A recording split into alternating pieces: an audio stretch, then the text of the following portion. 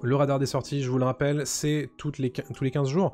Je vous fais le point sur les sorties à venir en salle, mais aussi en streaming. Et le premier film dont on va vous parler, c'est le film qui sort aujourd'hui, date de sortie de cet épisode de podcast, c'est Fast and Furious 10. Je vous l'avais déjà présenté il y a 15 jours, je vous le refais pas. Hein. C'est un film de Louis Leterrier avec Vin Diesel, Jason Momoa, Charlize Theron. Bon. La famille. La famille est de retour. Ensuite, on a La Petite Sirène. Petite Sirène, remake par Disney d'un film Disney. C'est réalisé par Rob Marshall avec Hailey Bailey en tant que Ariel, Melissa McCarthy en Ursula, la grande méchante, et Javier Bardem en Roi Triton. Ça sort le 24 mai 2023 en salle, s'il vous plaît. On a également Les Chevaliers du Zodiaque, qui est une adaptation du manga et de l'animé du même nom, voilà, d'un réalisateur qui s'appelle Thomas Baginski, que je ne connais pas, avec les acteurs Famke Janssen, que vous connaissez pour son travail notamment dans la saga X-Men, et Sean Bean, que vous connaissez en tant que gros Boromir dans Le Seigneur des Anneaux, et en tant que Ned Stark dans Game of Thrones. Bon, on va le dire tout de suite, hein, les adaptations d'animé, c'est jamais foufou. Et la bande-annonce fait très peur.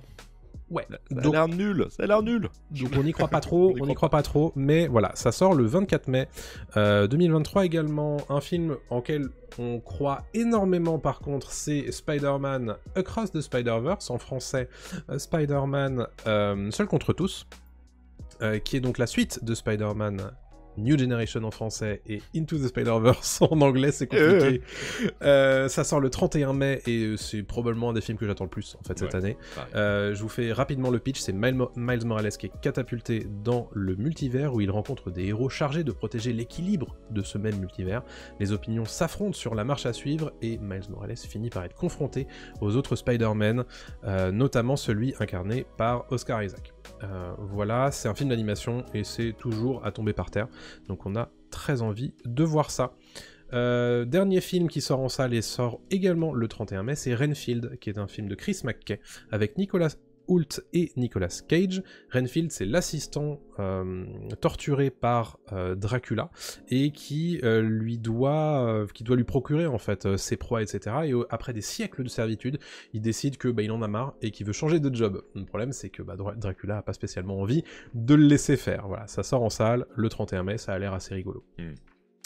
En streaming, désormais, sur Disney+, le 24 mai, Américain de Chine, qui est une série, avec un personnage qui s'appelle Jin Wang, qui vit une vie d'adolescent américain tout à fait classique, jusqu'à ce qu'il se retrouve au milieu d'une bataille entre des dieux chinois. Voilà, ça sort sur Disney+, le 24 mai.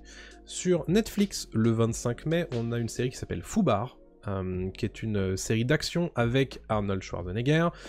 C'est un père et une fille qui découvrent qu'ils travaillent secrètement pour la CIA depuis des années. C'est un petit peu le Mr. and Mrs. Smith, mais avec un père et une fille, en fait. Et ils sont contraints de travailler ensemble, et ils vont devoir réaliser de dangereuses missions d'espionnage pour la CIA. Ça rappelle un peu True Lies aussi, avec Schwarzy, justement, qui bossait pour la CIA en agent double. De fou, et donc ça sort le 25 mai en intégralité, j'imagine, sur Netflix. Et enfin, dernier que je vous ai sélectionné, c'est Griffon. C'est une série qui est prévue sur Prime Video, une série allemande fantastique. 3 marginaux découvrent un monde fantastique où le Griffon a servi tout ce qui l'entoure, et a priori, seul Marc, donc un de ces 3 marginaux, est capable de le vaincre, mais il ne se sent pas l'étoffe d'un héros, jusqu'à ce que son frère disparaisse. Un programme. Ouais, tout un programme. Écoute, pourquoi pas. Mais pas mal, c'est très varié là ce qu'il y a dans les 15 prochains jours. De fou, ça Merci donne envie. pour ces sorties. Ouais, donc le 26 mai, c'est pour Griffon.